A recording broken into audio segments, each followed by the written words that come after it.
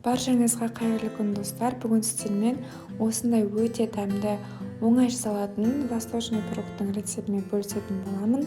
Видеоны міндетті түрде соңына дейін қараңыздар және де маған лайк басып, тіркеліп өз ойларыңызды қалдырып кетіңіздер.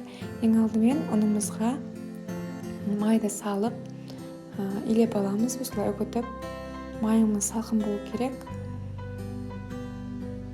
Видеода көрсетілгендей үгітіп аламыз.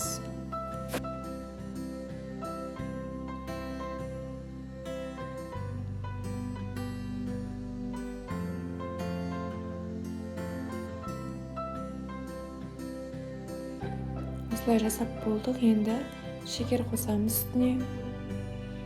Разрыхитель және де ванилин қосамын. Ванилин міндетті емес. Дәмін әдемі дәмін шығару үшін ваниль қостым. Сосын барлығын тағы да жақсылап араластырамыз.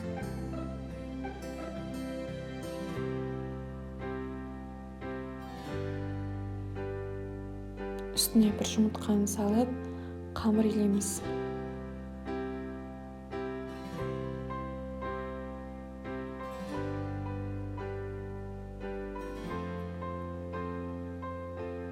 Осылай барлығын жақсылап біріктіріп, жұмсақ қамыр шығарамыз.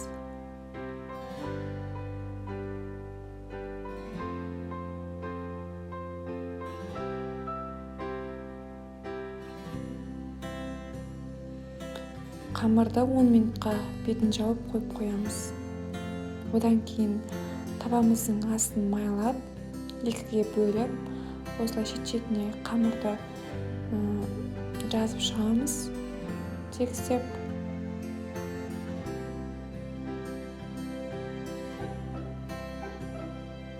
Табамыздың астын міндетті түрде майлап алу керек. Жабысып қалуы мүмкін. Екінші қамырымызды осылай астына жазып шығамыз. Тегістеп.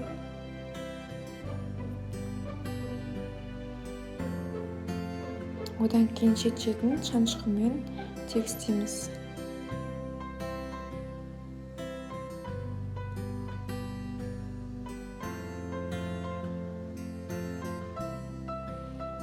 Мен осылай мейіз және де жаңғақ қосамын. Сіздер өз қалауларыңыз бойынша тағы да үстіне қосып,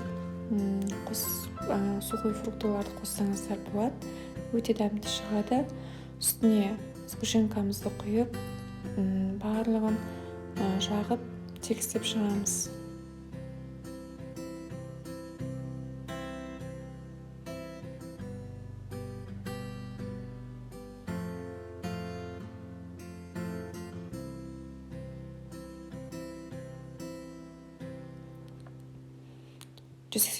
градуста қызып тұрған пешімізге салып пісіріп аламыз. Осындай жұмсақ өте дәмді шығады. Міндетті түрде жасап көріңіздер және де маған тіркеліп лайк басып қоюды ұмытпаңыздар.